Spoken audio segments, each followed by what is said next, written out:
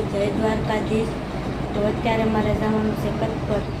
ઘરેથી નીકળી ગઈ છું ને છે ને આજે તો અમારા મઢનો ઉત્સવ છે, સાવનમાંનો ઉત્સવ છે એટલે ના જાઉં છું, કેમ કે અમારા બાંભણિયા પરિવારનો ઉત્સવ છે, આજ જાવું તો પડે નહીં।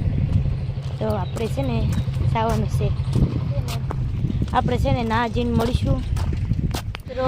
આપણે દરિયે પોગી ગયા છીએ ને છે ને કેટલું બધું પાણી જાય છે, હું તમને બતાવી દઉં કેટલું બધું પાણી જાય છે, જોઈ લો એટલું પાણી જાય છે ને મિત્રો। જો આ ભાઈ બધા મછલી પકડે છે દરિયામાં, તો હું તમને મચ્છી કેટલી આવી ને હું તમને બતાવી દઉં, મચ્છી કેટલી બધી આવેલી છે। જો આ ભાઈ દરિયામાં માછલી પકડે છે, જો એટલી માછલી આવેલી છે, આમ ભાઈ નાચમાં કેટલી માછલી આવી ભાઈ, આને શું કહેવાય? બોયો કહેવાય।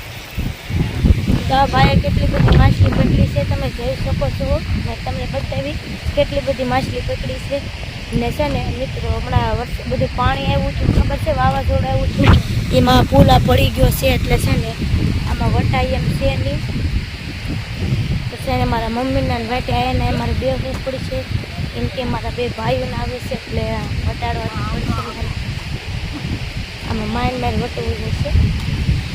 તો આખો પુલ તૂટી ગયો છે, કંઈક રોડ જ ખરાબ છે।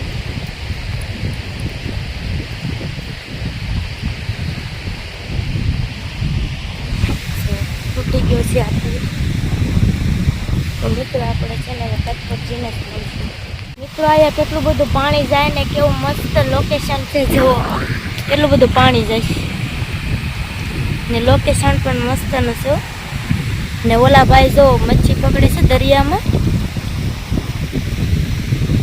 ને આ પુલ તૂટી ગયો છે અમારે મિત્રો। તો મિત્રો છે ને હવે આપણે કચ્છ પર જઈને જ મળીશું, હું મારી મમ્મીના વાટે ઊભી છું એટલે, કેમ કે છે ને એ મારા બે ભાઈઓને લઈને આવે ને પુલ તૂટલો છે, પાઇપ માથે ચડીને જવાનું છે કે એટલે થોડીક બીક લાગે કે એટલે હું એના વાટે બેસી। તો મિત્રો છે ને આપણે આવી જાય પછી કચ્છ પર જઈને આપણે મળીશું।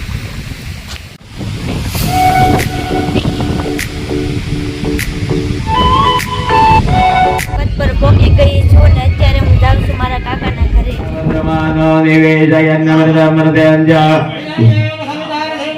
કરીને નીકળી ગઈ છું વરઘોડા તરફ, કેમ કે માતાજીનો વરઘોડો છે તો ના જવું જ પડશે। તો મિત્રો તમને મારો વિડીયો ગમ્યો હોય તો લાઈક, શેર અને સબસ્ક્રાઈબ કરી દેજો। આપણે બ્લોગમાં કન્ટિન્યુ બના રહેજો, તો આપણે નાજીને મળીએ।